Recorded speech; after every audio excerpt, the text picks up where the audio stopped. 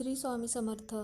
तर आपली एखादी कठीण इच्छा आहे, ती इच्छा पूर्ण होत नाही, तर त्यावेळेस मग आषाढी एकादशी आहे 6 जुलैला. तर मग त्या दिवशी आपल्याला 1 रुपयाच्या नाण्याचा उपाय करायचा आहे, ज्यामुळे काय होईल की आपली कोणतीही कठीण इच्छा असेल तर ती इच्छा पूर्ण होईल. तर 1 रुपयाचं नाणं घ्यायचं आहे आपल्याला आणि भगवान विष्णूंचा फोटो असेल किंवा मग मूर्ती असेल तर त्या मूर्तीपुढे आपल्याला 1 रुपयाचं नाणं ठेवायचं आहे आणि त्या नाण्यावरती आपल्याला काय करायचं आहे, तुळशीचं 1 पान अर्पण करायचं आहे.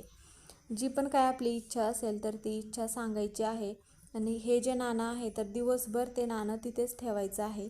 दुसऱ्या दिवशी मग ते नाणं तिथून आपल्याला उचलायचं आहे आणि एखाद्या लाल देवपूजेच्या वस्त्रामध्ये बांधायचं आहे आणि ते नाणं जिथे आपण घरामध्ये पैसे वगैरे ठेवतो तिथे मग ठेवायचं आहे. यामुळे काय होईल की आपल्या घरातील कधीही कोणत्याही गोष्टींची कमतरता भासत नाही आणि घरामध्ये पैसा टिकून राहतो.